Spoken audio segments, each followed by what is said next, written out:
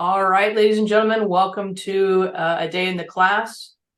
We have Keith Mathias here and myself, Mary Dutterer. We're going to be giving you some ideas for things that you can do for research activities for your classes. Keith's going to go ahead and start, and then I'm going to come in behind him. So without further ado, take it away, Keith. Awesome. Thank you, Mary. So I'm going to go ahead and share my screen with y'all. I am coming into the English 1010 course guide because, well, the materials for this activity are already living on the English 1010 course guide, and I just wanted to show you where they are. So actually, let me go back to I'm going to refresh this page. Under the sample activities and lessons for scaffolding, if you just click that handy link, you can scroll your way down here to listening and joining an academic conversation. I'm going to talk about following the research trail.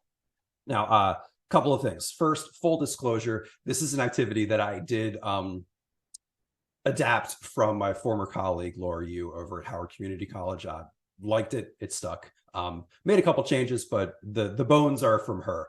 But anyway, so I normally do this activity around the start of the annotated bibliography.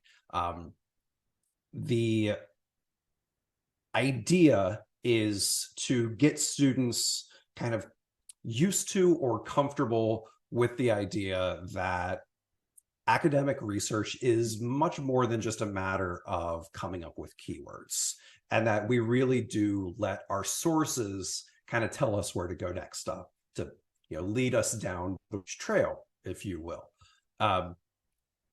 It's a pretty straightforward activity, so I guess I will just pull it up and let y'all take a look at where we would go, and then I'll talk a little bit more about how I would do this.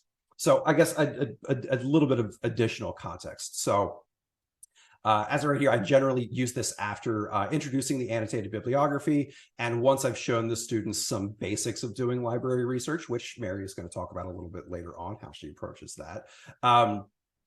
And I normally like to do this, not necessarily the day of introducing the annotated bib, but like a class or two afterwards. I like to have my students working at least, if not having a fully formed research question, then something pretty close to one. I also provide them, when I introduce the annotated bibliography, with a list of starter sources. It's usually like 5 or 6 different journal articles or additional chapters from Bad Ideas About Writing, or like I use like some statements from C's and stuff like that as a range of materials for them to work with. I have them use at least one of those sources on their annotated bibliography. And I tell them, hey, this is to inspire you. This is to get you going. This is to give you something to start. The purpose of the assignment, like I was saying, is to analyze and understand how sources lead to other sources and to understand that research process. And it's more than just brainstorming keywords based off of your research question. So what I'll do is I'll distribute this handout. This can either be something that I just put up on the screen. If I'm feeling saucy, I'll print everything out and hand it out to students. But for the most part, this would just be in Canvas. I have tended to do this as like a discussion board. I think it works really well there. So I'll copy everything from the purpose statement down below into the discussion board, let them know, hey, this is what this activity is for. And then I say, all right, we'll take one of those starter articles or those starter sources for project 3, the annotated bibliography. And in that article or source or video essay or whatever it is that they're working with, I have them locate another source. And I say that this can be either the title of another article that your starter source is referencing, or the name of an expert that they refer to, something that their first source is using as a source. That's one option. Or they can identify a keyword or a question that they might Google or just do kind of a quick search for. And then what I do is I have them take that expert's name or that article title or that keyword or concept that they want to know more about. And then they go and find a source that's related to that idea, or that's written by that expert, or they find the exact article that that expert wrote. And then they repeat this process where they, in their second source, they find a new article title or a new expert or a new keyword or key question that that they want to do a search for. And I have them repeat this process several times and make note of what they're doing, where they're looking for things, and just kind of keeping track of things. And I note that even if those sources don't include actual sources or hyperlinks, the idea is to think about what ideas or keywords, questions, or concepts that the article leads you to want to know more about. And then what I ask them to do is write a paragraph describing their process. And then when they're finished, share it to the discussion board. Then I give them this example. So the example was built on Stephen Alvarez's Official American English is Best from Bad Ideas About Writing. So the example goes, in Alvarez's essay, Official American English is Best, which is published in Bad Ideas About Writing, author mentions Camille Ryan's Language Use in the United States, 2011 American Community Survey. I looked at that report. I didn't see any bibliography or any other references. So on the site, I looked for language and I found this source. Census Bureau reports at least 350 languages spoken in U.S. homes. This one doesn't have any external references, but the article does make me think about kids who are bilingual and bilingual education more broadly. So I Googled bilingual schools, Washington, D.C., and found an article titled Bilingual Education, What's Available in Washington Area Elementary Schools.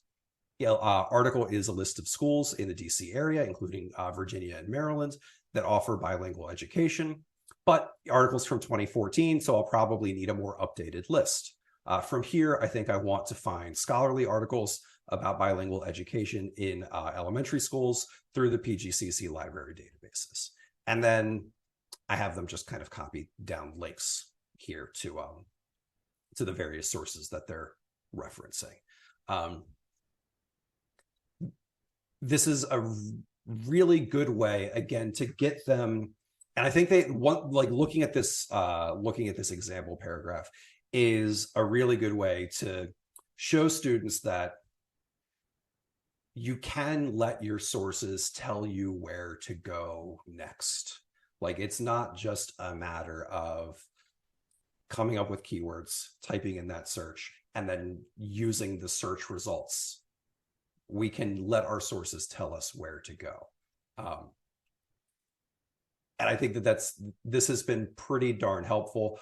This is also a great way to kind of think about using this paragraph that they write as kind of a first draft for the introduction to their annotated bibliography, where they are describing their research process and evaluating the next steps that they have to take. Like they have literally written a paragraph describing part of their research process, which I think is, I don't know, I think it's pretty cool. Anyway, I wrote up here in the introduction that, this works really well as an in-class activity. Usually takes around about 45 to 60 minutes. So it's pretty much a whole class period kind of thing, where we could spend the first 15 minutes kind of walking through the instructions, getting things set up, showing students the example, all that kind of fun stuff. You could do the exact same thing in 15 minutes to get started, walk them through everything, and then the rest of the class is just doing the thing. And I'll circulate around and I'll answer questions and I'll help out and whatnot. Also works really well in a remote setting. Can't really walk around quite as well, but because the chat function is right there, students can just bounce questions straight to me that way, and that seems to work out fairly well. This also works really well in an asynchronous online setting, where this can just be one of the discussion board activities that students do in a given week towards the beginning of this two-part research project. It's pretty solid stuff. What I also did, and what I pair this with, And what I've taken to kind of embedding this in the discussion board as well is this tips for the research trail infographic that I made.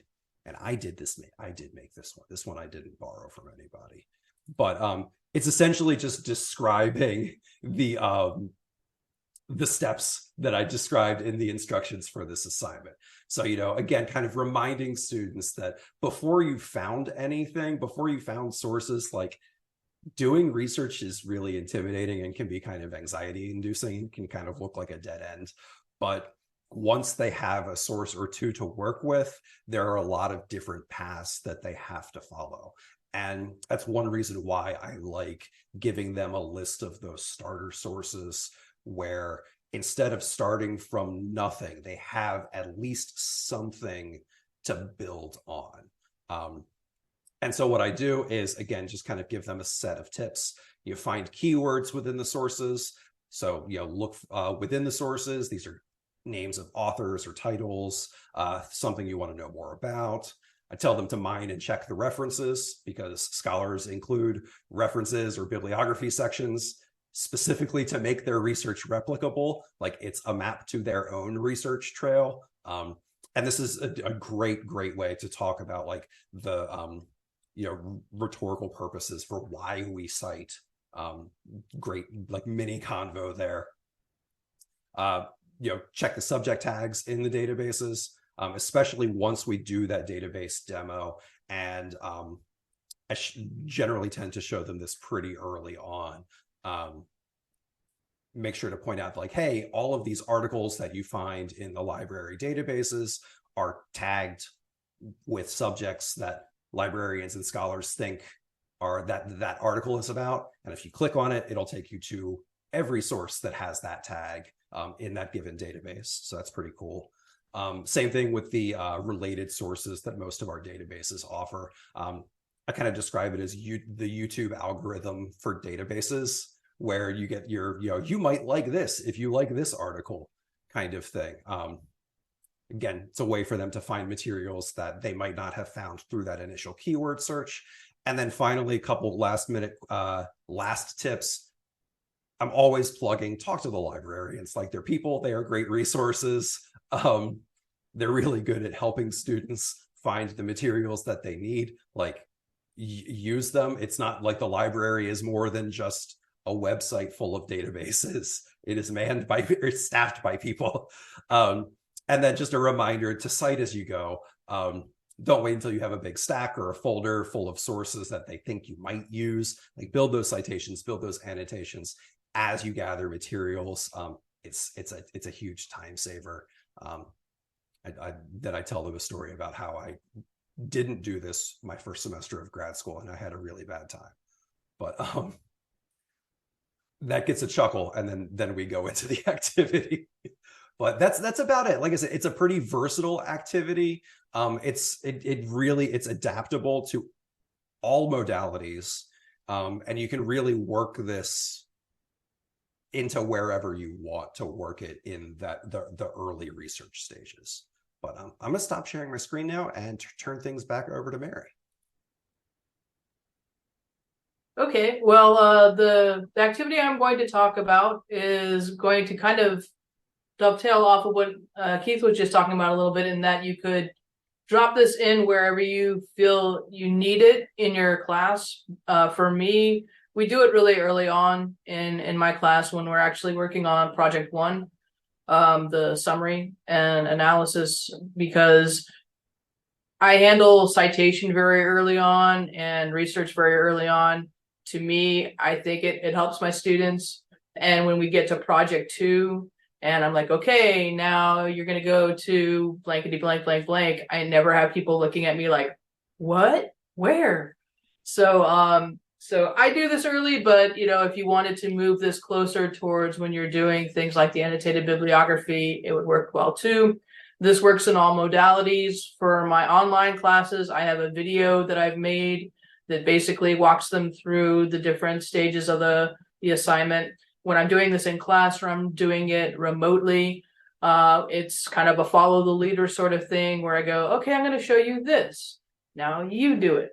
And this. then you. So it's a very kind of back and forth thing. It does allow me to keep an eye on how people are doing, if people need additional help, because it does take a little longer for people that maybe aren't as computer savvy, that it does give me that leeway. It does usually take an entire class period, or if you're teaching a 7.5 week class, usually this will be either the first part of the class and then break, or what we do after we return from break. So I'm gonna go ahead and share my screen.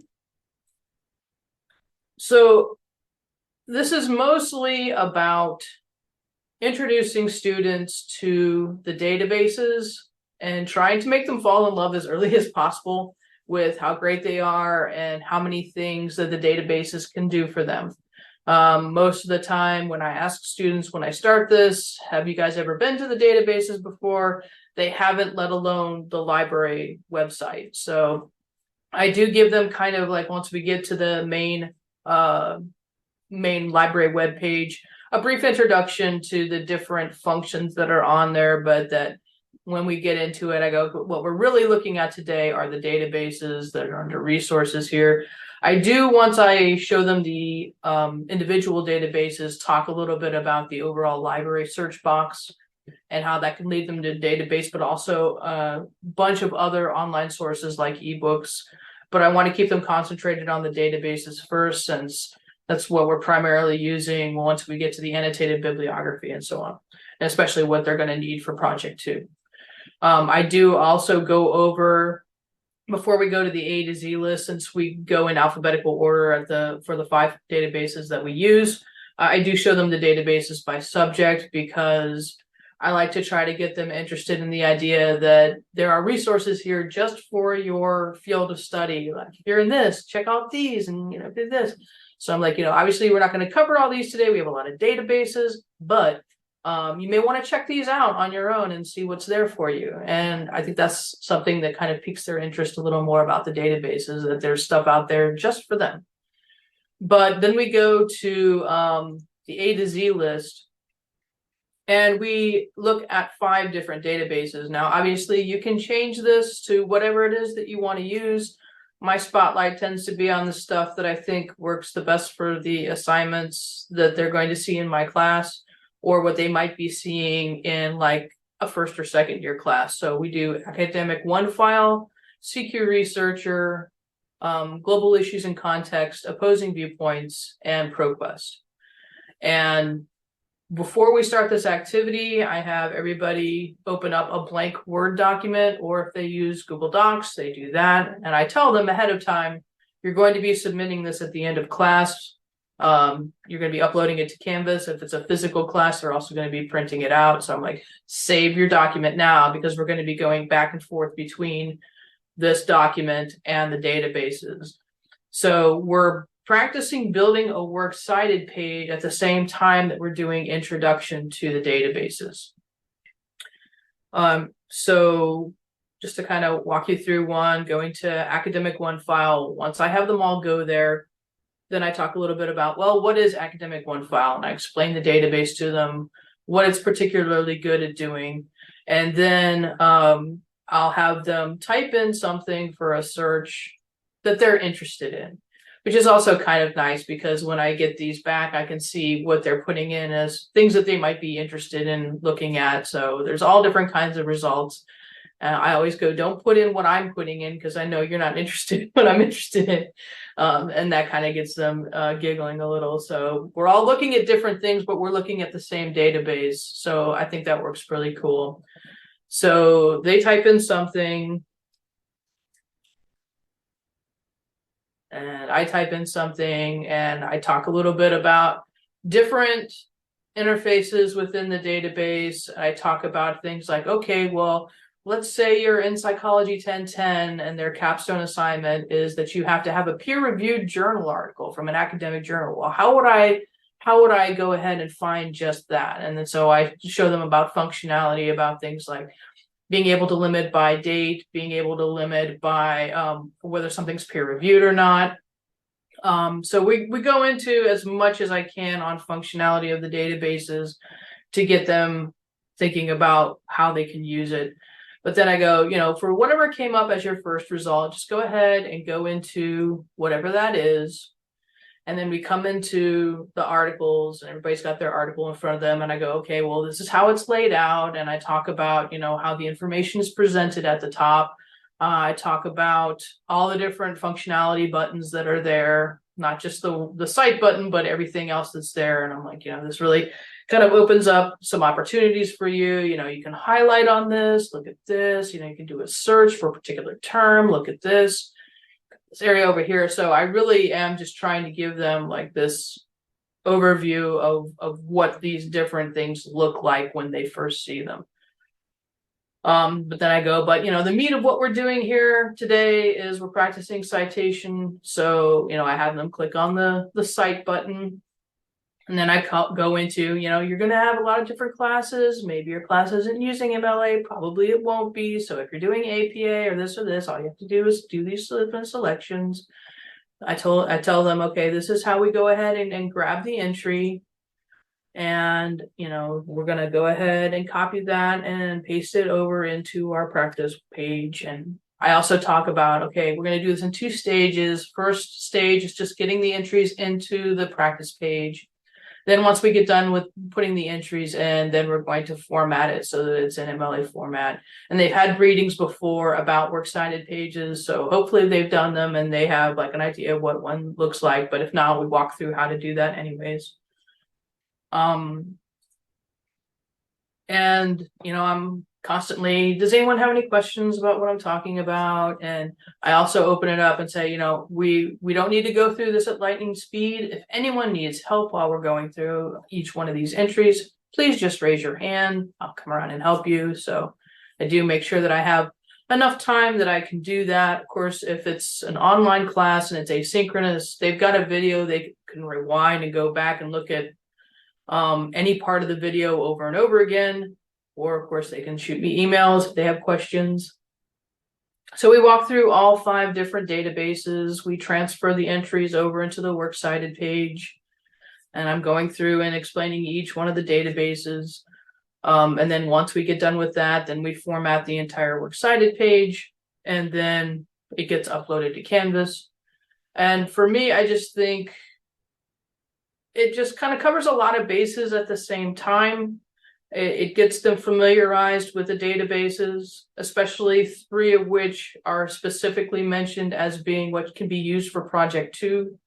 I never get people going, how do I do Project 2? How do I find my articles? Because they've already been here and they already know what it looks like. I also don't get a lot of questions about citation of databases because they've already done that.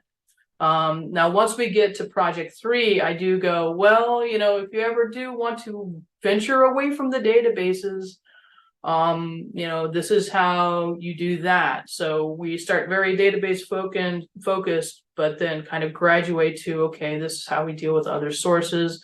I have readings built in for that.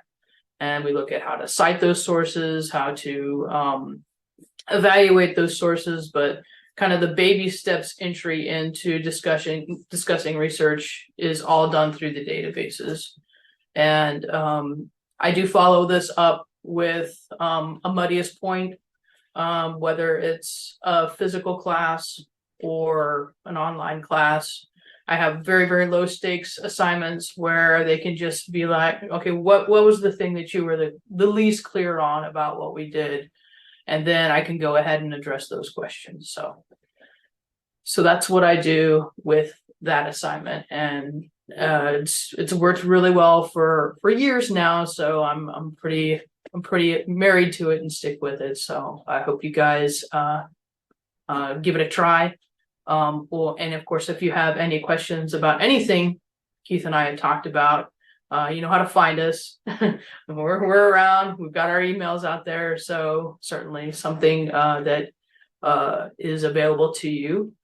Keith, did you want to say anything else? Any follow up? No, I will. I'll just echo your point. Yeah, if you want a little bit more info, or do you want me to talk a little bit more about this, I'm more than happy to do that. Y'all know how to get a hold of me. I'm around.